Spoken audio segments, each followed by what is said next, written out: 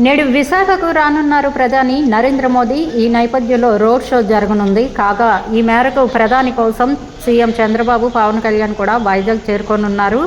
కాగా ఈ నేపథ్యంలో విశాఖ ఎయిర్పోర్టుకు చేరుకున్నారు రాష్ట్ర ఉప ముఖ్యమంత్రి పవన్ కళ్యాణ్. పవన్ కళ్యాణ్కి స్వాగతం పలికారు జనసేన నాయకులు, కార్యకర్తలు పెద్ద ఎత్తున విశాఖ ఎయిర్పోర్టుకు చేరుకున్నారు. ఎయిర్పోర్ట్ నుండి నోవాటెల్కు బయలుదేరారు ఉప ముఖ్యమంత్రి పవన్ కళ్యాణ్. జరగనున్న రోడ్ షోలో పాల్గొననున్నారు. రోడ్ షో అనంతరం ఏయూలో భారీ బహిరంగ సభ జరగనుంది. దీనికోసం పోలీసులను కూడా భారీ ఎత్తున భద్రతా విషయంలో కల్పించాలని ప్రధాని మోడీ రానున్న నేపథ్యంలో ఆయన పర్యటనకు కట్టుదిట్టమైన భద్రతా ఏర్పాట్లు చేశారు. ఆంధ్ర యూనివర్సిటీ పరిసరాలను తమ ఆధీనంలోకి తీసుకున్నారు ఎస్పీజీ.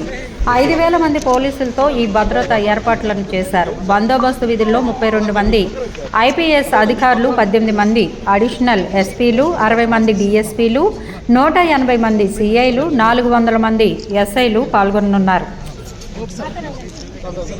అభివృద్ధి పనులకు శంకుస్థాపన, ప్రారంభోత్సవాలు అనంతరం ప్రధాని మోదీ బహిరంగ సభలో మాట్లాడనున్నారు. తిరిగి ఎయిర్పోర్టుకు చేరుకోనున్న ప్రధాని మోడీ రాత్రి 7 గంటలకు విశాఖ నుండి నేరుగా ఒడిశా వెళ్లనున్నారు. రాత్రి 8 గంటలకు భువనేశ్వర్ చేరుకోనున్నారు ప్రధాని మోడీ. రేపు ప్రవాసీ భారతీయ దివస్ను ప్రారంభించనున్నారు మోదీ. ప్రధానమంత్రి విశాఖ పర్యటనలో నగరంలో రోడ్ షో, బహిరంగ సభలు జరగనున్న నేపథ్యంలో సదరు రోడ్ షో, బహిరంగ సభలకు హాజరయ్యే ప్రజలు తమ వెంట సెల్ ఫోన్ తప్ప మరే ఇతర వస్తువులు, బ్యాగులు అనుమతించబడవని చెప్పారు. కావున ప్రజలు ఈ విషయాన్ని గ్రహించి సెల్ ఫోన్ తప్ప వేరే ఏ ఇతర వస్తువులు, బ్యాగులు తీసుకురాకూడదని నగర పోలీసులు వెల్లడించారు. తప్పని పరిస్థితిలో తీసుకువచ్చిన ఎడల తమతో పాటు తీసుకొచ్చిన వాహనాల్లో వాటిని భద్రపరచుకోవాలని వెల్లడించారు.